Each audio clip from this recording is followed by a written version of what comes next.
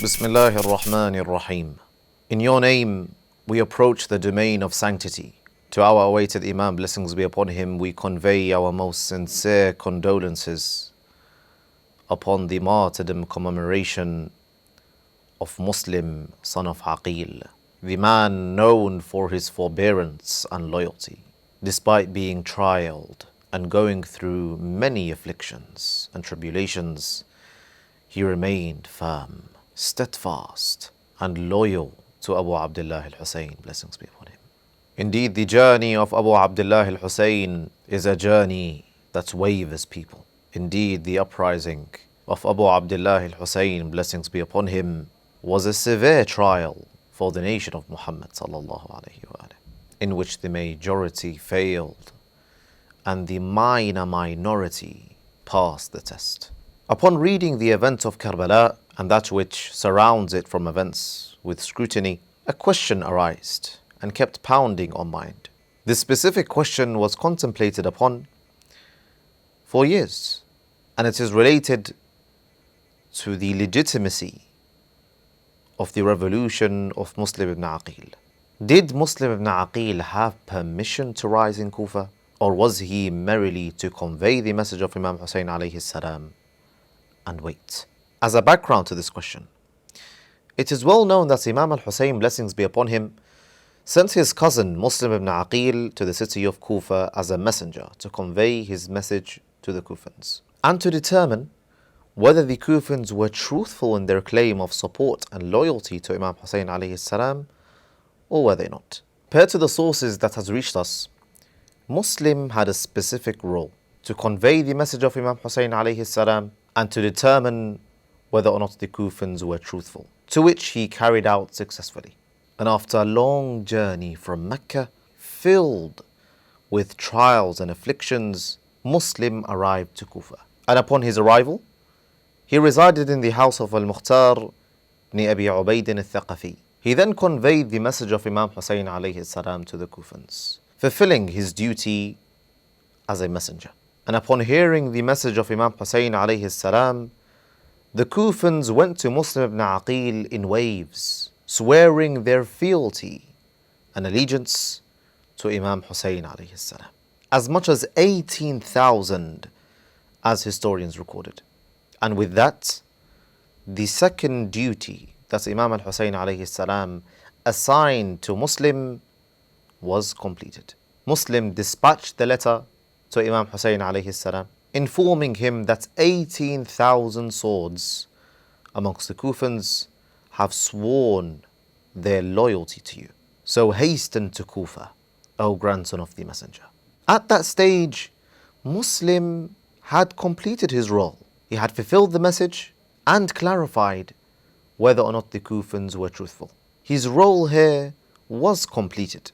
So he stayed for a while in Kufa, continuing to call for Imam Hussain alayhi salam discreetly, moving from house to house, from residence to residence, in aversion from the eyes of the government. Fast forward a few weeks, Ubaydullah ibn Ziyad sits as governor of Kufa, after Yazid disposed the previous governor, al-Nu'man bin Bashir al-Ansari, for being a weak ruler. Ibn Ziyad came with a handful of soldiers. Some sources mention that Ibn Ziyad entered Kufa with less than 50 soldiers. He sits as governor, and him being the shrewd politician that he is, began to warn the people of Kufa of a miserable death due to them being rebellious against the government of Yazid.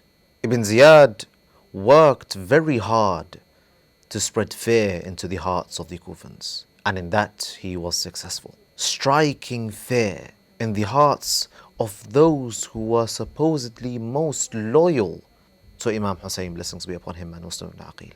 Ibn Ziyad was monitoring the domain very closely, singling out the most loyal and influential figures who swore fealty to Imam Hussain, blessings be upon him. One by one, he began to take them and imprison them, such as Hani ibn Urwa, rahimahullah, who was a very influential figure amongst the Shias at the time. Like 𝗕𝗘𝗖𝗢𝗠𝗕𝗏 the known companion of Imam Ali alayhi salam. Upon seeing that Ibn Ziyad is playing a dirty game that will result in the compartmentalization, the breaking of the Shi'i body in Kufa, Muslim ibn Aqil gathered the most prominent Shia figures in al-Kufa for a private disclosed meeting, in which he expressed that our duty right now is to immediately cut off the hands of Ubaydullah bin Ziyad from the governing of Kufa. It's as if faces began to look at each other in disarray. Muslim wants to launch a rebellion before Imam Hussain, blessings be upon him, even arrives. Amongst the Shia figures was an individual by the name of Sulaiman ibn Surad al-Khuzai, who we have spoken about before. This individual was the marja of the Shia at the time. He had accompanied the Messenger of Allah sallallahu alayhi wa alayhi. He had accompanied Ali ibn Abi Talib, the commander of the faithfuls, and was present in some of his battles, as did he accompany Imam al-Hasan, blessings be upon him, and was at that stage over 80 years of age.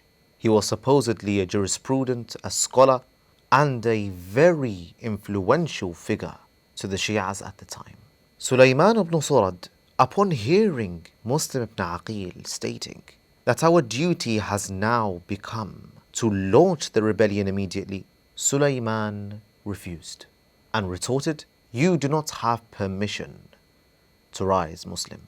You are but a messenger. You do not hold the authority to rise before the arrival of Imam Hussain, blessings be upon him." Muslim insisted and tried to explain that the launch of the rebellion has now become a necessity. A delay in doing so may break our spine.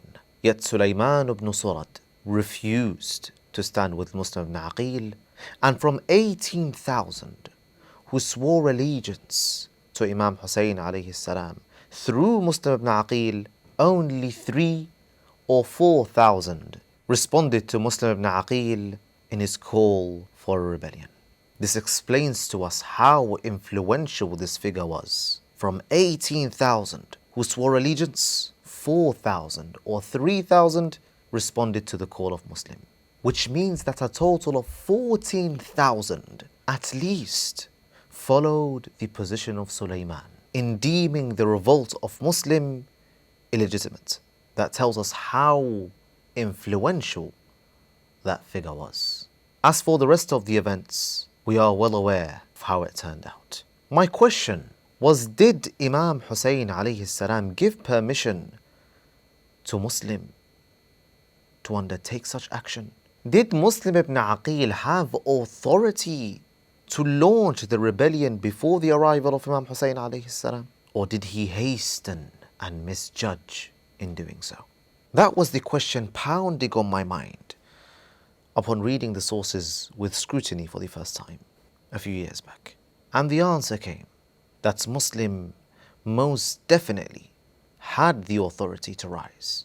And it was rather the mistake, the grievous mistake of Sulaiman bin Surad al-Khuzai for deeming otherwise. When Muslim, the son of Aqil, invited the prominent figures in that private disclosed meeting, he expressed that Ubaydullah ibn Ziyad, via arresting and imprisoning the tribal leaders who swore fealty to Imam Hussain, blessings be upon him, is seeking to break up our ranks quietly. Ubaydullah ibn Ziyad is singling out those who have influence, those whom are the heads of the Shayya, the tribal leaders, most prominent, influential Shia figures, to weaken our force, break up our ranks, and that will result in the failure of our rebellion. If we don't act now, Imam al-Hussain, blessings be upon him, will be coming to Kufa to be embraced by the evil hands of Ibn Ziyad and taken to prison. Muslim ibn Aqil saw a trap laid by Ibn Ziyad which the others unfortunately did not see. And specifically I'm referring to Sulaiman ibn Surad and those who followed him from tribal leaders. It was a shortage in eyesight and prudency. Muslim, as a representative of Imam Hussain alayhi salam, saw that a delay may break the spine of the uprising. Muslim ibn Aqil deemed that if we don't act now, Imam al-Hussain, blessings be upon him, the grandson of the Messenger of Allah, would be arriving to Kufa to be in the dungeons of Ubaydullah ibn Ziyad. That is the reason why Muslim deemed that the launch of our uprising has now become a necessity and we must act. I perceive that Sulaiman ibn Surad may have had arrogance take over him being the companion of the Messenger of Allah, a companion of Imam Ali alayhi salam, and a companion of Al-Hasan, blessings be upon him, made him think that it is not befitting for a man like I to be amongst the ranks of a young 40-year-old Muslim ibn Aqil. This is what I have concluded from reading that portion of history. And due to that fatal mistake, the uprising of Muslim ibn Aqil in al-Kufa resulted in the martyrdom of Muslim ibn Aqil, as Ubaydullah ibn Ziyad utilized the position of Sulaiman to break up the army of Muslim ibn Aqil, spreading his spies to infiltrate themselves amongst the ranks of Muslim ibn Aqil to spread doubts about the legitimacy of his uprising. They would say that Sulaiman ibn Surad, the companion of the Messenger of Allah and companion of Imam Ali alayhi salam and companion of Al-Hasan, the jurisprudent and the faqih, deems this uprising illegitimate. So why are you here? Go to your homes.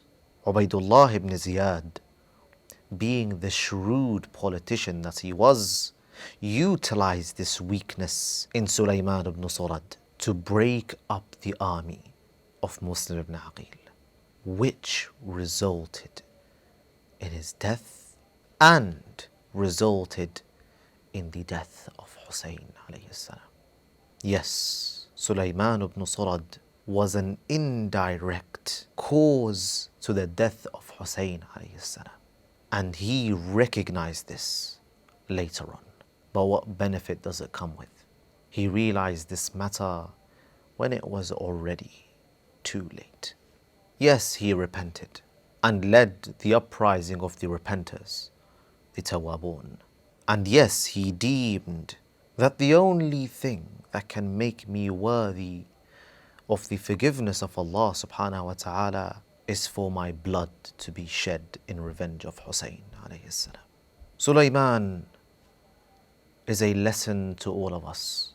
We must learn and heed from the lessons of the past. We ask Allah the Almighty to keep us steadfast and firm upon our loyalty to the Imam of our time, blessings be upon him, and make us worthy of being his true Shia.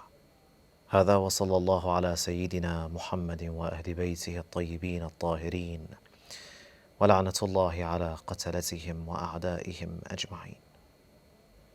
بالله بمحمد بن علي بفاطمة بالحسن بالحسين بالأئمة الأطهار